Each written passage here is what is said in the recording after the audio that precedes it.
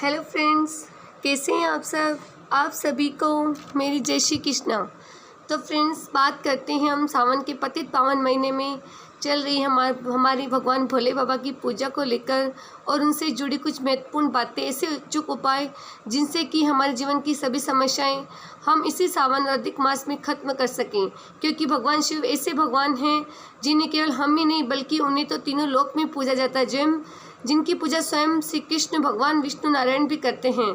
तो सभी फ्रेंड्स, हम उन उपायों के बारे में चर्चा करेंगे जिनको अभी कुछ ही दिनों पहले शिव महापुराण की कथा में बताया गया है। क्योंकि इस नाम से या इन नामों से यदि हम भगवान शिव की पूजा करेंगे तो उतनी ही जल्दी हमारी उतनी समस्याएं खत्म हो जाएगी। हर एक नाम से जुड़ी हर एक समस्या है जो समाधान को कर सकती है। तो फ्रेंड्स, हम शुरुआत करते हैं उन नाम से भगवान शिव की पूजा को लेकर जुड़े इस उपाय को लेकर।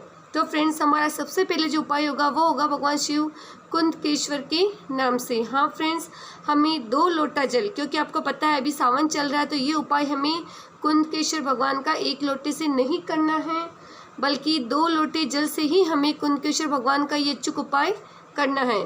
तो फ्रेंड्स, हमें 1 लोटा हमारे हाथ में लेना है, उसके ऊपर दूसरा लोटा रख लेना है, या इसी तरह से आप चाहे तो घर से ही अलग अलग दोनों हाथों में अलग लोटे रख ले। ये सुविधा के लिए आप पहले एक ही हाथ में दोनों लोटे एक से ऊपर एक रख के चलें, और फिर जैसे आप भगवान शिव के मंदिर की चौखट पर पहुंच जाए तो दोनों हाथों में दोनों कलश को ले लें और भगवान शिव के समीप जाकर दोनों लोटे का जल एक साथ कुंदकेश्वर नाम से चढ़ा दें। कुंदकेश्वर नाम से जल को चढ़ाकर भगवान शिव के झलरी से आप इस जल को वापस लोटे में लें और 3 बार कुंदकेश्वर नाम से ही आचमन कर ले। इससे फ्रेंड्स, हमारे शरीर की छोटी मोटी जो बीमारियां हैं, जैसे आज हुई कल सही तो आज हो गई, ऐसी बीमारियों से हमें निजात मिलेगी। अब फ्रेंड्स, बात करते हैं हम दूसरे नाम से भगवान शिव की पूजा के बारे में। वो होगा अवधूतेश्वर नाम से।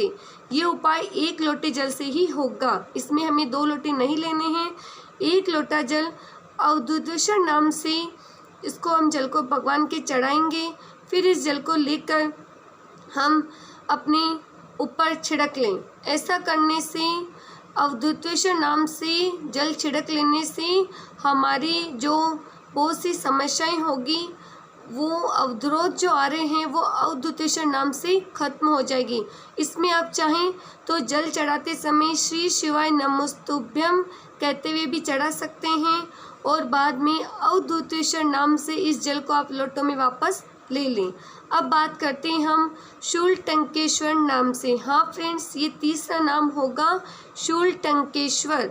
शूलटंकेश्वर नाम से भगवान शिव को 1 लोटा जल चढ़ाना है। इस जल को हम आचमन भी कर सकते हैं और त्वचा संबंधी, हाँ फ्रेंड्स, स्किन से जुड़ी जितनी भी समस्याएं हैं, उन समस्याओं से निजात पाने के लिए, उन समस्याओं से छुटकारा पाने के लिए भगवान से प्रेयर करते हुए उस जल को हमें वापस लोटे में झेल लेना है। कुछ हमें आचमन करना है, तो जहाँ जहाँ हमारी स्किन से जुड़ी अगर कोई समस्या है किसी भी तरह की, तो वहाँ आप उस जल को लगा सकते हैं। अब है शूलपाणेश्वर नाम।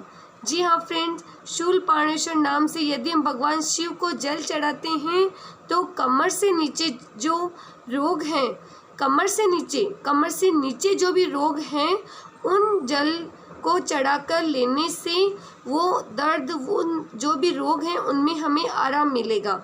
अब है फ्रेंड्स, कुछ नारी के जो रजोधर्म से जुड़ी हुई समस्याएं होती है, या महिलाओं के कई बार कुछ ऐसी जगह गांठें बन जाती हैं जो कि उनके लिए असहनीय होती हैं, उनका इलाज कराना भी बहुत मुश्किल होता है। तो ऐसे में फ्रेंड्स, रजोधर्म और गांठ से जुड़ी जो भी समस्या है, उसके लिए हमें भगवान शिव के 1 लोटा जल चढ़ाना है और उसे आस्कनी और वीरनी नाम से, या हम कह सकते हैं कि वीरनी और आस्कनी के नाम से इस जल को हमें आचमन करना है। अब है फ्रेंड्स हाटकेश्वर नाम। जी हाँ फ्रेंड्स, अब हमें 1 लोटा जल भगवान शिव को हाटकेश्वर नाम से चढ़ा देना है। इस जल को वापस हमें लोटे में लेना है और आचमन करना है। इससे पेट, किडनी, लीवर से जुड़ी जितनी भी समस्याएं होगी, भगवान शिव से प्रार्थना करने पर और हाटकेश्वर नाम से ये जल भगवान शिव को अर्पित करके वापस आचमन लेने से ये जितनी भी समस्याएं हैं पेट, किडनी, लीवर से जुड़ी प्रॉब्लम्स खत्म होगी। अब है आगे जो भगवान शिव की जिस नाम से पूजा करनी है वो हमारा 7वां नाम होगा बटकेश्वर।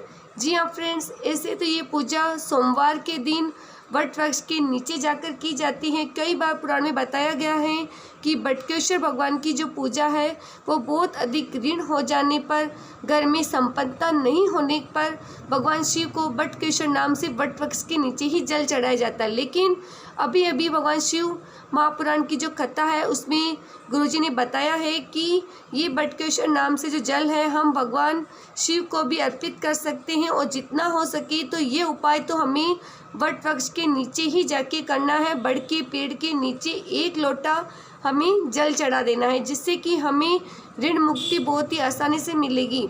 8वां जो भगवान शिव का हमें जिस नाम से उपाय करना है या पूजा करनी होगी वो होगी हमारी पितृदोष निवारण के लिए। जी हाँ फ्रेंड्स, पितृदोष निवारण को लेकर हमें 11 के दिन भगवान शिव को जल चढ़ाना है, और वो जल चढ़ाते हुए हमें 3 बार एक नाम लेना है। वो जो नाम होगा वो है फ्रेंड्स स्वधा, स्वधा और स्वधा। जी हाँ फ्रेंड्स, एक बार इसे वापस सुन लीजिए, आपको इजी से समझ में आ जाए। इसके लिए मैं आपको हिंट देती हूँ कि जैसे हम कोई भी यज्ञ करते हैं तो हम लोग बोलते हैं स्वाहा, तो हमें यहाँ स्वाहा हा की जगह हमें धा बोल देना है, यानी कि स्वधा। स्वधा नाम 3 बार बोलकर हमें भगवान शिव को ये जल अर्पित कर देना है 11 के दिन। इससे पितृ दोष से जुड़ी जितनी भी समस्याएं होगी वो उन सब का निवारण हो जाएगा। अब हम बात करते हैं भगवान शिव को जिस तरह से 9वीं बार जो पूजा होगी, जिस 9वें नाम से होगी वो है हमारा नाम आशुतोष। जी हाँ, आशुतोष यानी कि बहुत ही जल्द प्रसन्न हो जाने वाले भगवान शिव शंकर का एक नाम है आशुतोष। इस नाम से हम 1 लोटा और 2 लोटा दोनों से ही उपाय कर सकते हैं। जी हाँ फ्रेंड्स, आशुतोष नाम से यदि आप भगवान शिव को जल चढ़ा रहे हैं तो 1 लोटे जल से भी कर सकते हैं, और 2 लोटा जल भी लेकर आप ये उपाय कर सकते हैं। इससे पति और पत्नी के बीच प्रेम बढ़ेगा। अभी यदि किसी भी तरह का तनाव होगा तो बहुत ही जल्द खत्म हो जाएगा। तो पति पत्नी जरूर इस उपाय को करें ताकि आजीवन उनमें किसी भी तरह का विवाद न हो, और यदि विवाद है तो वो जल्द से जल्द खत्म हो जाए। अब जो 10वां नाम होगा भगवान शिव का पूजा से जुड़ा वो होगा कल्याणेश्वर। जी हाँ फ्रेंड्स, एक नाम होगा भगवान शिव का कल्याणेश्वर।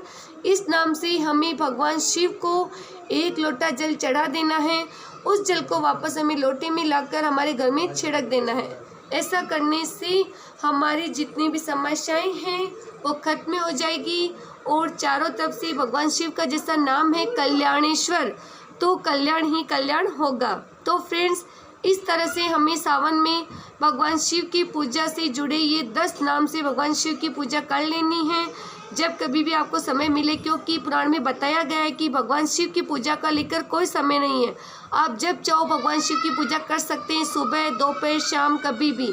तो फ्रेंड्स, कैसी लगी आपको मेरी जानकारी, आप इसे ज़रूर कीजिए, और आप प्लीज़ मेरे वीडियो को सब्सक्राइब कीजिए। और अब आगे मिलते हैं हम नेक्स्ट वीडियो में, तब तक के लिए थैंक यू। जय श्री कृष्णा।